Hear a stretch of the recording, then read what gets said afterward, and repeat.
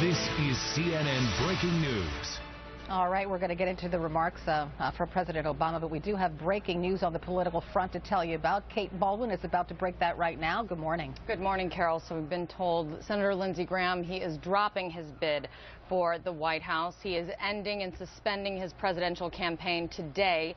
He's announcing that to his supporters this morning, and he sat down with me for an exclusive interview to lay out his reasoning why and to make that announcement. Listen here. Well, my campaign, I'm going to suspend my campaign.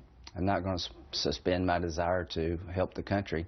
I'll probably go back to Iraq and Afghanistan and get another update. 36 trips has informed me. But the one thing I feel really good about is I did it with a smile on my face. I talked about things that are important to me, and somebody better fix one day.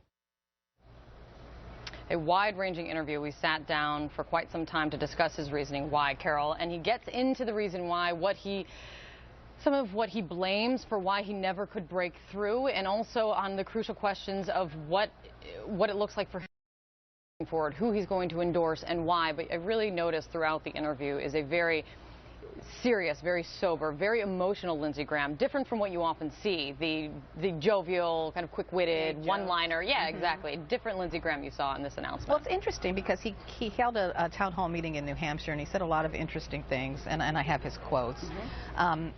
He actually told voters in New Hampshire that he would work with a hypothetical Hillary Clinton, which I found fascinating because I'm thinking at the time, why would a Republican candidate running for president say such a thing? But now with your breaking news, I kind of understand. It gives you a little window into it. And he said that again when I asked him in this interview. I asked him because he went over and over again. He wanted to return to the point that he wanted to make was that even though he's suspending his campaign, he very much wants to be part of the conversation going forward, especially with regards to how to take on ISIS, the direction of the Republican Party. But when I asked him about his plans and about what he wants going forward, he says he wants the Republican candidates that want to be president to check out his plan because he has the best plan. But he also said he's making a prediction that he thinks Hillary Clinton and all the candidates will be moving closer in his direction. And he said, Hillary Clinton, if you are president, even though I don't want you to be, I will work with you to take on ISIS, to win a war that we cannot afford to lose. So he said that. Something tells me that the other Republican candidates are not going to be listening to Lindsey Graham.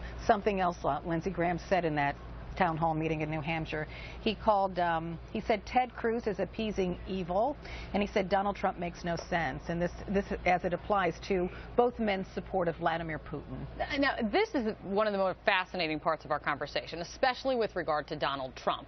As everyone knows in following Lindsey Graham's campaign, there has been no love lost between Lindsey Graham and Donald Trump. Lindsey Graham telling me at one point, calling Donald Trump a jackass in an interview, he said, even saying go to hell, and many other choice words for Donald Trump, and Donald Trump giving out Lindsey Graham's personal cell phone number in retaliation for what Lindsey Graham said.